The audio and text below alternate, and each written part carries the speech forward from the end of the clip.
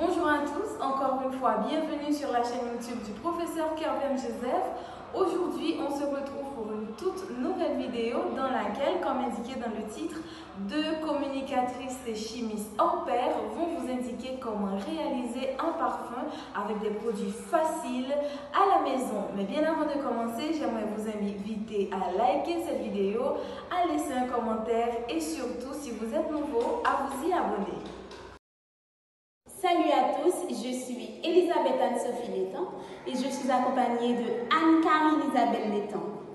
En fait, on est des communicatrices et chimistes et comme l'a déjà annoncé Anaëlle, on vous apporte aujourd'hui quelque chose de différent sur la chaîne YouTube du professeur Kervin Joseph. En fait, on va réaliser un parfum.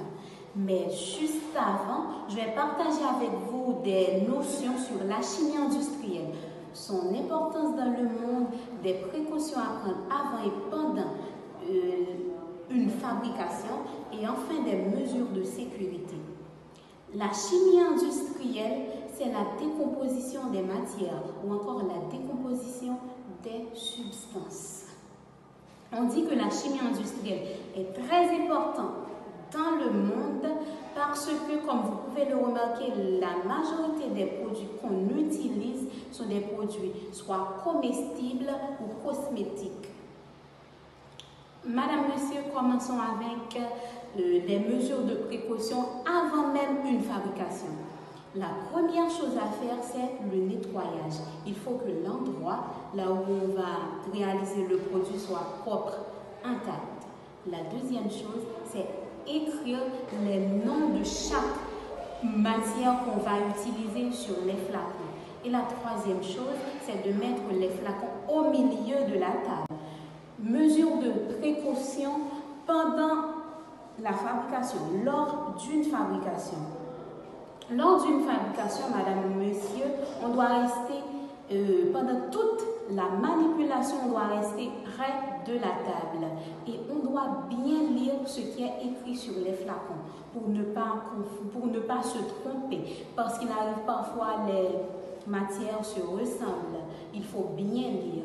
Et enfin, les mesures de sécurité, vous portez une blouse. La blouse est nécessaire. Des gants parfois, cache-nez, des lunettes et se laver les mains après chaque manipulation. Maintenir les cheveux surtout quand ils sont longs. Madame, Monsieur, c'était avec vous Elisabeth Anne-Sophie Létang et maintenant je cède la place à Anne-Karine Isabelle Létang pour la pratique. Restez branchés. Salut à tous, je suis Anne-Karine Isabelle Létang et c'est moi qui vais faire avec vous la pratique du parfum, plus précisément l'huile de parfum. Je vous cite les matières utilisées pour ce produit ainsi que leur rôle.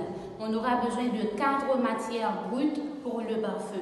En toute première position, on aura besoin de la fragrance. La fragrance, on ne peut parler de parfum sans fragrance. Donc, la fragrance, c'est bien la matière de base. En deuxième position, c'est le nonylphénol.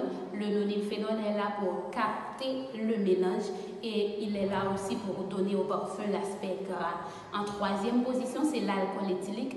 L'alcool éthylique est vraiment trop important dans le parfum parce qu'il est là pour exciter l'odeur, pour propager encore plus l'odeur. En quatrième position, c'est le fijador. Le fijador est là pour rendre le produit encore plus beau, encore plus joli et il est là aussi pour conserver. On peut toujours avoir de parfum sans le fijador, mais ça ne va pas durer longtemps. Donc, c'est ces 4 ingrédients utilisés pour le parfum. Et voilà, madame, monsieur, les ingrédients utilisés pour le parfum ainsi qu'un récipient vide. Ça, c'est la fragrance, le nonylphénol, un peu d'eau en toute petite quantité, ainsi que le fijador. Ça, c'est l'alcool éthylique, il est volatile. On verse d'abord la fragrance, mais à ne pas oublier, il faut que la quantité du nonyle double celle de la fragrance.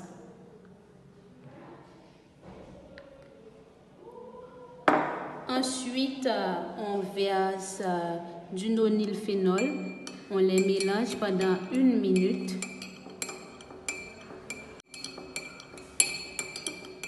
Ok, c'est maintenant clair. On poursuit avec un peu d'alcool juste pour exciter l'odeur.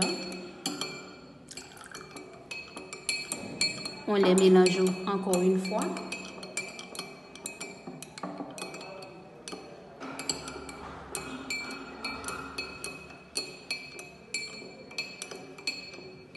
On ajoute l'eau, quelques gouttes d'eau, mais il faut ajouter l'eau goutte par goutte. Autant vous le conservez, autant il sent bon. Bon, c'est déjà la fin, mais je vous conseille de conserver le parfum. Après 48 heures, vous pouvez l'utiliser.